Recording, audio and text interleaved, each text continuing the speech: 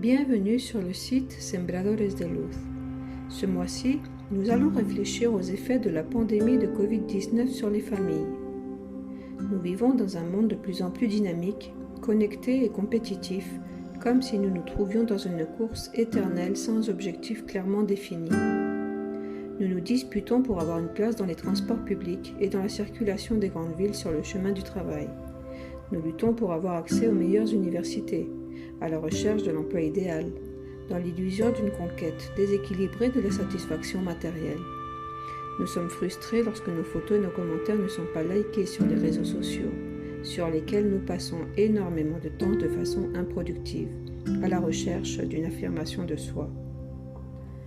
Où avons-nous l'intention d'arriver dans cette course sans fin ? La pandémie de Covid-19 nous a paralysés et soudain, nous nous sommes retrouvés isolés dans nos maisons. Nous disions que nous voulions passer plus de temps en famille, et maintenant que nous sommes à la maison, la convivialité est difficile car les disputes et les malentendus ont pris le dessus sur nos journées. Nos pensées s'emballent et nous ignorons comment faire face à la perte quotidienne des êtres chers, ce qui fait naître la peur et une énorme douleur au plus profond de notre être. Mais avons-nous peur de tomber malade, de ressentir de la douleur, ou de ne pas savoir ce qui nous arrivera si nous succombons ?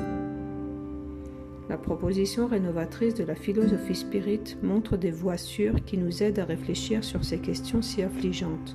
Le spiritisme ne supprimera pas notre douleur, mais il nous aidera à la supporter en évitant le désespoir, à agir avec résignation, foi et espérance, dans la certitude de la continuité de notre évolution dans la vie future.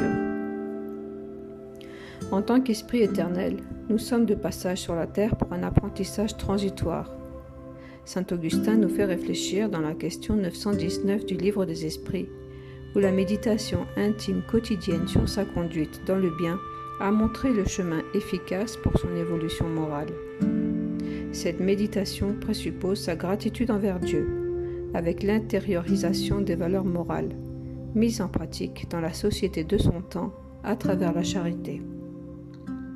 Nous vivons une époque difficile, où la pandémie de Covid-19 nous a alertés sur les véritables valeurs morales que nous devons conquérir, et sur la façon dont nos vies étaient déjà impactées auparavant par le matérialisme, la vanité, l'orgueil et l'égoïsme. C'est comme si, globalement, un voile imaginaire avait été retiré de nos yeux, et que la réalité que nous fuyions remontait à la surface, montrant toute l'inégalité que nous connaissions déjà, mais qui n'était pas si proche de nous.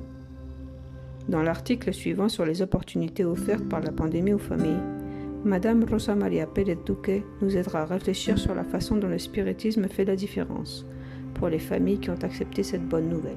Bonne lecture et bonne réflexion.